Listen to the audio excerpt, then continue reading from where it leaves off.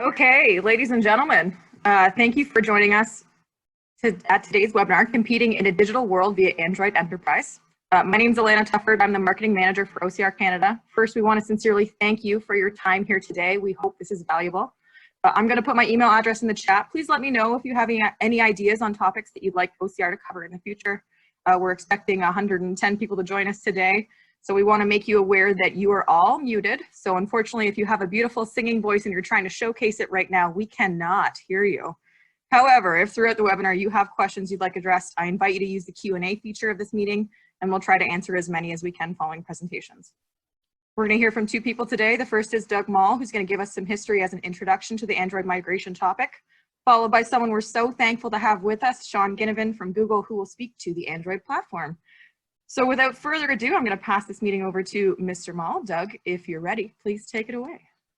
Thank you very much. Can you hear me all right? Perfectly. All right. Thank you. All right. So before we turn it over to Sean, I just wanted to dive in by discussing how we got to where we are with the Android platform. So going back in time a bit, the last major mobile platform shift was about 20 years ago. Before moving to Windows, everything was DOS. There were no options other than text-based data collection. So maybe some of you remember some of these older devices. Here is the PTC 960 and the Intermec 2425. These are examples of devices that were popular in the late 90s and early 2000s. At that time, terminal emulation dominated in the enterprise world and wireless standards were actually still in flux. So let's look at some of the other popular technology around that time. The Nintendo 64 had just been released. Maybe you remember playing Mario Kart or Super Mario around then. Also, the first ever Palm Pilot had just hit the market. It had 128K of RAM, but it could be upgraded to 1 meg if you were willing to replace some of the internal hardware. Note that this is still about 4,000 times less RAM than the average modern device today. So in the early 2000s, the first devices running Pocket PC and Windows Mobile 5 started to show up on the market. These devices are probably going to look a little bit more familiar with most of you. The MC9090 and the CK30 were especially popular, and I know some of these devices are still in use today. This was a big change. All applications did need to be rewritten to work on these platforms. After an initial panic, reactions were pretty positive as users began to take advantage of improved hardware and software. So if you had a phone around then, it was probably one of these guys. Of course, the height of mobile applications in these days wasn't Google Maps or Facebook, but we did have the Snake game. All right, so after 10 to 15 years, device hardware has changed, but the Windows Mobile and CE platforms have remained largely constant. Since 2010, enterprises have bought more than 15 million mobile units, with 99% of them on the Windows embedded OS. CE7 and Windows embedded 6.5 platforms were the last iterations of Windows Embedded, and they were released in 2010 and 2011. Mainstream support of these devices ended in 2013 and 2015. So like the great migration from DOS to Windows in the early 2000s, we reached another fork in the road. So this is roughly 2015 now. Where do we go from here? At this point, mobility had really taken off. In 2013, for the first time ever, mobile web traffic had eclipsed desktop web traffic worldwide. The mobile market as a whole had exploded. By now, Microsoft had effectively left the marketplace entirely. Windows Phone made up only 0.15% of the install base on mobile devices worldwide in 2017. Windows Mobile was below 0.00%. Microsoft did have both Windows Phone and Windows 10 IoT, if you've heard of those platforms, but they both didn't have a migration path from the older Windows embedded operating systems. So like all the other options, they would require developers to completely rewrite applications. On the consumer side, Microsoft's Windows Phone platform never really took off. It peaked with only 3% of the global market share. In fact, in January of 2019, Microsoft officially recommended that users of Windows 10 Mobile switch to Android or iOS. On the enterprise side, Windows IoT had has been effectively abandoned, with developers not wanting to invest in a platform without much of a future or existing adoption. Meanwhile, as everybody knows, iOS and Android have dominated the consumer space, and at that point, rugged mobile device manufacturers had a choice. iOS, being a closed platform, wasn't an option for rugged, purpose-built data collection devices. So the market could either move to Windows or stay on Windows Embedded and CE, or move to Android. So back in 2015, there was time. Many considered Android immature from an enterprise perspective. In 2020, Android has truly reached maturity, and time is up for Windows CE and Windows Embedded. Next, let's take a look at how the rugged market has embraced this change. So starting off, let's look at around 2017. Just a fraction of devices sold on the rugged market had Windows 10 IoT. Oops, excuse me.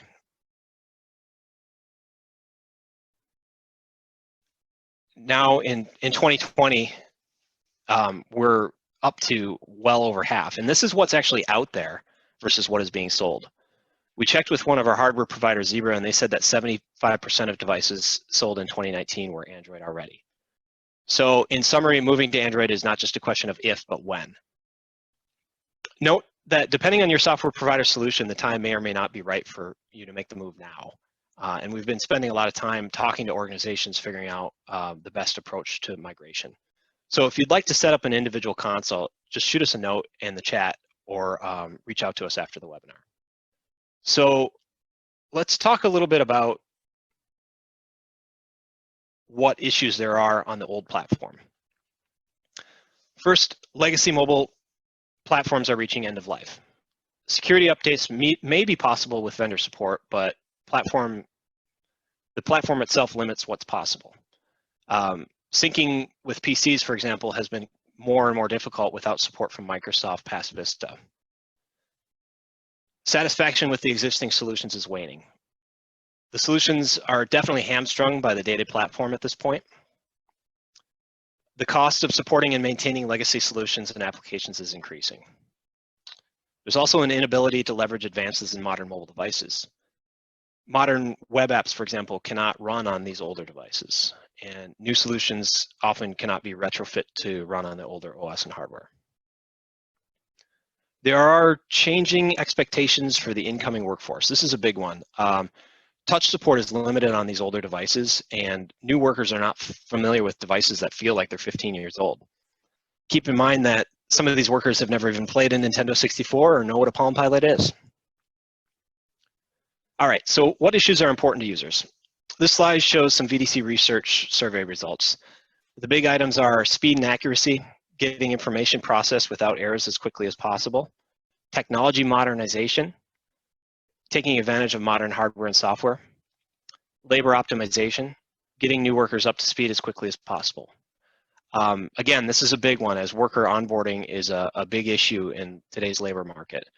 In the warehouse, the current average onboarding time for a new worker is something like 4 weeks. And this can be drastically reduced with modern hardware and software. So what does the new platform bring? Sean is going to speak to the Android aspects, but specific to new hardware, we have a lot of new technology at our fingertips. Leveraging modern UI experience for data collection just makes sense. And there's several ways that we can do this on Android. Among other things, new devices are more touch-based and have less physical keys. We can now take advantage of gesture-based functionality, and new devices have larger screens. This is exciting stuff. The move from 90s era text-based data collection to touch-based solutions is possible with Android. There's several tools available that allow us to take traditional terminal emulation sessions and reformat them for modern devices. Taking text to buttons or icons has shown dramatic improvement for worker productivity. This last slide shows some of the research done to prove that out. We're looking at typing speeds that are 39% higher, 60% less errors, and up to 15 to 20% overall improvement in productivity. We've got a few questions here, but I'd encourage everybody to continue to submit questions through the chat or the Q&A tool, and we'll keep an eye on those. We've received a lot of questions about upgrade path and considerations for either staying on existing platforms or moving to Android with existing equipment. I guess the first question is, how does Android's security compare to the Windows platform? And Sean, I know you touched on how Android ranks against some of the other platforms that are out there. Windows Embedded is not on that list because it probably predates a lot of what is being judged against. Is that correct? Yeah, I mean, I think, Android is a best-in-class platform from a security perspective, and I think offers a variety of additional features that are really a lot of enterprises would be concerned about. Things like encryption, right? So encryption is enabled by default on Android. This encryption keys are protected in the secure element, as I mentioned earlier, so you can make sure that the encryption isn't tampered with, and that really provides a high degree of confidence that data is kept secure. Things like secure boot, so cryptographically verifying the operating system to make sure the operating system hasn't been tampered with, that the end user hasn't tried to go and sideload some other OS that may allow them to circumvent these security tools, is another way that we ensure the security of Android. The App Store, right? Windows Mobile didn't have an App Store. And so our ability to update Android components like Chrome, like Gmail, you may have seen some of the security vulnerabilities in some other mobile platforms in the market right now where, Mail is the Mail client is the attack vector. We don't have to update the operating system in order to update Gmail as a client. We can do that independently. And so I think the security flexibility of Android is certainly higher. Is certainly higher as well. So, definitely, I think if you're thinking about security, particularly in light to maybe earlier platforms that have been in the market, Android's going to be a good bet for you.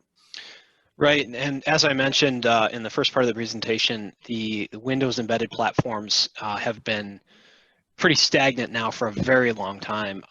The OEMs have been able to add security improvements over the top of those platforms, but only to a point because the core platform itself hasn't been updated. So it's mostly just band-aids at this point. So one of the big advantages of moving to Android is it's a live ecosystem where modern devices are going to continue to be supporting new versions. That's been one of the major changes that we've seen in the last year in the enterprise world, is that the new devices coming out have collaborated with chipset manufacturers in order to support Android versions as far as T on devices that are coming out now, as opposed to in those earlier days when the chipsets were a little bit more limited.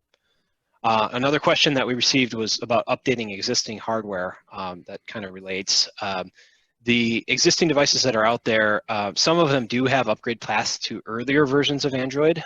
Usually those chipsets limit us to just certain versions. So with all of this, again, I would strongly recommend that you reach out to your OCR contacts or use the contact information on the slide here so that we can help you make the path. You might not have the budget right now to move to Android, but you'll be on Android someday. So we can help you get there short and long term. Again, thinking about security, we can think about how we can isolate some of those older devices from the rest of your network to maintain secure environments while we work on an upgrade path. Another question about GMS versus some of the older versions of Android, AOSP, I believe. Can you speak to that, Sean? Yeah, so obviously Android is an open source project. It's like Linux, and the Android that we are talking about today is what some people call GMS Android. This is Android which has a variety of additional Google services built on top of it. So things like the Play Store or things like Chrome are part of what's called GMS Android. And so as an organization, really want to be selecting GMS devices in order to ensure that you're getting and able to take advantage of a lot of the feature sets that I talked about as a part of this presentation. AOSP, gives you the base operating system, but some of the development tools and certainly the deployment and security and management tools that I talked about, are built on top of the Android operating system using the services that we provide here at Google. I think we're definitely seeing the rugged manufacturers, migrate to GMS Android. I think, if you look at new devices from folks like Zebra or Honeywell or others, they're shipping with Android 8 and sometimes even cases Android 9, or upgrading these devices to Android 8 and 9, which allows you to not only get the variety of Google services that we've talked about, but also provides additional value adds, things like zero touch, so you can basically drop ship these devices directly into end users' hands and have them all get auto configured out of the box. So really simplifying the amount of IT intervention required to get those devices set up. So definitely you want to be, as an organization, be looking to devices that support GMS or support Google Play services. Some OEMs call it that, rather than just running stock Android, the stock Android open source operating system. Perfect. Been some great questions about MDM, mobile device management platforms. This is something that I love talking about because Android works so well with MDMs, and we can do so much more in terms of device management now in this modern platform. Specific questions here: how does Android work with an MDM like Intune? Any challenges or compatibility? I don't know if you want to speak to that, Sean, but I can say that there's a bunch of MDMs out there, and they all have pros and cons. We like SODI a lot. Some of the products like Intune work okay. They have certain features that they support and some that they don't. But it's probably worth having an individual conversation about what your management goals are. Some of the MDMs do better with BYOD devices versus depending on what your front end worker looks like and how you want to manage it. Also, a question about allowing. Sean, did you want to speak to that at all? Yeah, I'll just quickly add. I mean, so we talked about the Android Enterprise Recommended program. We do maintain an Android Enterprise Recommended program for what or some MDM, EMM, UEM, pick whatever acronym is right for you. And Microsoft is a part of that program with Intune, as are vendors like SODI. Really it's going to Doug's point, come down to matching the things that are important to you, and also the environment that you're running, right? So, third-party peripheral management, as an example, might be something you want to consider, or what your directory environment is like. Different EMM tools, really focus on different things.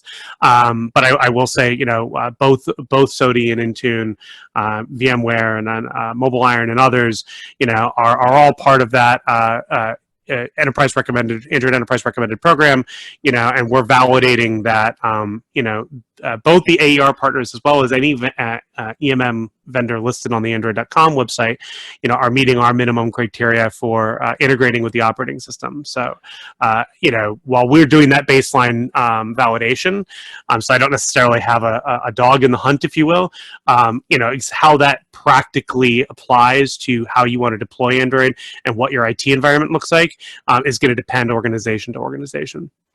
Right. Yeah. And last I checked, there were over 100 validated EMMs on that list. So yeah, if you're a G Suite customer, as an example, if you're using Gmail within your IT organization, G Suite has an EMM product. Lots of different options available depending on what you've deployed within your IT organization. Question here: if you can run multiple MDM agents on one device. No. So basically, you cannot run. It depends on what that MDM agent is doing, right? So if you have an MDM agent, only one can actually control the operating system and set policies and configurations down to the operating system. If you have a different agent that, I don't know, is doing mobile threat detection or some other type of scanning, that MDM agent, you might be able to deploy that second agent alongside, but only one can actually have control over the operating system at a time. Right. Question here about the version of Android OS. I think we spoke on this a little bit earlier. The first devices that were coming out in the enterprise world had limited version support, so they might have come out with Marshmallow and supported one additional version. But again, the devices that are coming out today have collaborated very closely with chipset makers. So if they're on these modern platforms, we're getting assurances that the devices will continue to support Android updates through as far as T.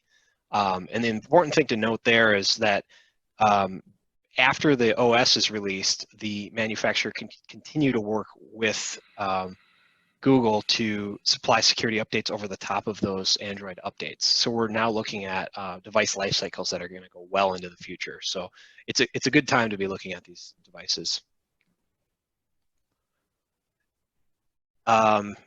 Questions about full Windows 10 on Zebra devices like vehicle mounts versus Android.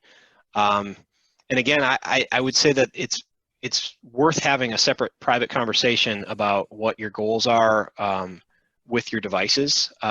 There are certain data collection devices that run full Windows. Oftentimes you can get those devices in either Windows or Android, and we're seeing a lot of people go to an Android deployment because of the better and tighter integration with the EMMs for device management. But certainly Windows 10 devices in full Windows aren't going away.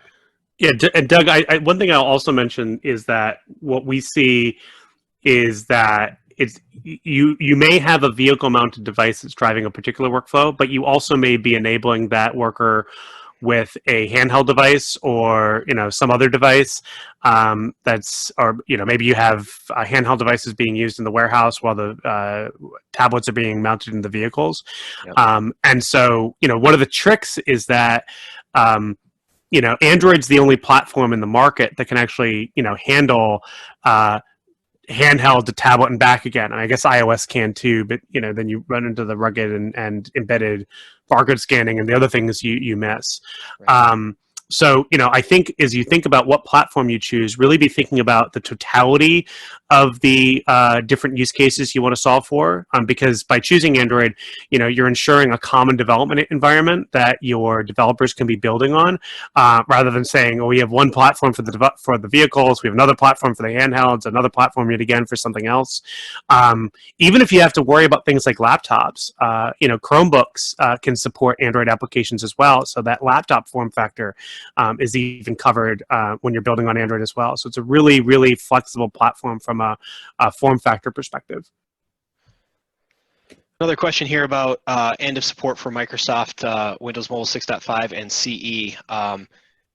A long time ago is the answer. Mainstream support for Windows Embedded 6.5 ended in 2015. Extended support in 2020 in January. So I think CE has extended support through 2021. I don't think those dates actually mean that much because Microsoft really hasn't added to those platforms in years at this point. So interestingly, you're seeing the manufacturers that still have to carry a CE or Windows Embedded device in their portfolio right now to keep devices out there for software developers who haven't yet gotten their Android applications out. They'll eventually go away. But that comes back to that conversation about what your plan is short-term and long-term. We know that there are some of you on this call that can't go to Android right now because there isn't application support for what you're looking to do. But it's coming. So yeah, and what I'll say, Paul, in addition to that, Doug, is that what we actually see organizations doing, because there isn't that easy button cutover from Windows Mobile to Android, is they're actually using this as an opportunity to reimagine what the actual business processes and the mobilization of those processes needs to look like. So let's use the Walmart example. Like they could just as easily said, let's just take the existing stock, checking workflow that we have and just focus on that. But instead, they really reimagine kind of what does a digital driven store need to look like, and we're driving new workflows, from the warehouse all the way down to the store floor. Unlocking additional workflows that made sure their store associates were more available, more accessible to their customers, and really just driving a better customer experience, not just a better employee experience. And so I think this, as an organization, and certainly I know OCR has, can provide some of this consultation. You definitely want to be thinking about this, not just about how do I go and take the thing that I have on Windows Mobile and just port it one for one over to Android. You really want to be thinking about, like, let me go talk to the people that are on the ground that are actually executing these processes, find out what they don't like, and then use this as an opportunity to go and improve the existing workflow as well as layer in new workflows for the future. It's a good point, Sean, and probably a good point to stop as we're a little over time here. It's easy to get excited about these questions. I know that there's some unanswered questions out there. We'll try to circle back with those of you that have reached out. Otherwise, please feel free to reach out to us anytime using your normal contacts or with the contact information on this slide here. And lastly, thank you very much for joining today. We appreciate you all being on the call.